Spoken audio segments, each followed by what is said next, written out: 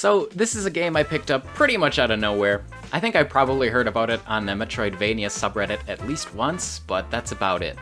It's on Steam, but I played it through PC Game Pass. I'll talk more about that in a future video, but for now, let me tell you about Touhou Luna Nights.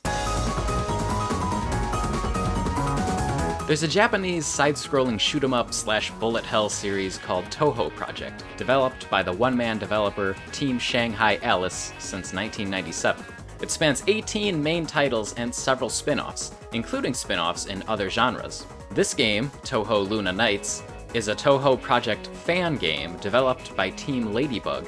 Presumably, they're fans of the series and enjoyed it and its characters so much that they decided to create their own game featuring some of its mechanics and characters. The creator of the original Touhou Project series, Zune, is very permissive of this sort of thing, so there are numerous fanworks like this. I didn't know any of this until after I finished the game and looked it up, but you don't really need to know any of it to enjoy the game. You play as Sakuya, a maid with the power to stop time. She falls solidly into the super capable ninja maid anime trope, and you'll spend most of the game running around throwing knives at enemies. Lots and lots of knives.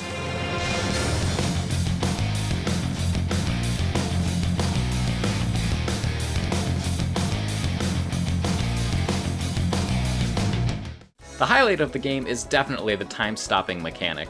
You can only stop time for a while before it forcibly resumes, and the timer ticks down faster whenever you move.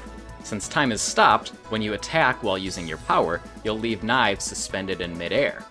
You can lay down several groups of knives around an enemy while time is stopped, move to somewhere safe, and then resume time and watch as all the knives obliterate them. It's really cool. This is something I haven't seen in other Metroidvanias, and it's a really fun gimmick. Your time-stopping powers also extend to the platforming, as it becomes more involved, especially in one of the later areas of the game, the Clock Tower. Here, all the time-stopping challenges that have been introduced so far come together. Objects that continue moving even when you stop time, things that only move when time is stopped, and things that move in reverse when time is stopped. These effects are applied to both hazardous objects and platforms, and the combination forces you to stop and resume time frequently in order to make it through.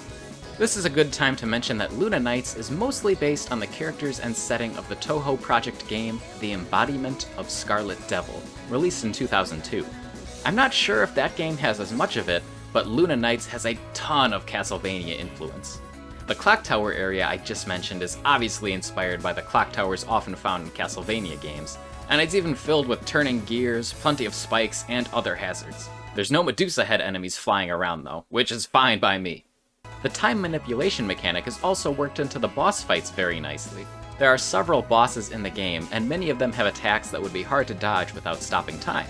Even being able to stop time, the boss fights are pretty tough at first.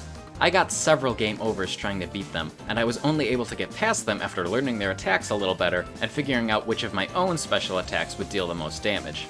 Touhou Luna Nights was a very short game. My final playtime was only 3 hours, 37 minutes, according to the Xbox app. It's a very focused experience and makes the most of its unique gameplay mechanics during its short runtime. There's some minimal backtracking required. I mean, this is a Metroidvania after all, with additional optional backtracking if you want to get some extra upgrades. But it never feels like it's wasting your time. I definitely recommend it to fans of the genre. It's just so much fun the whole way through.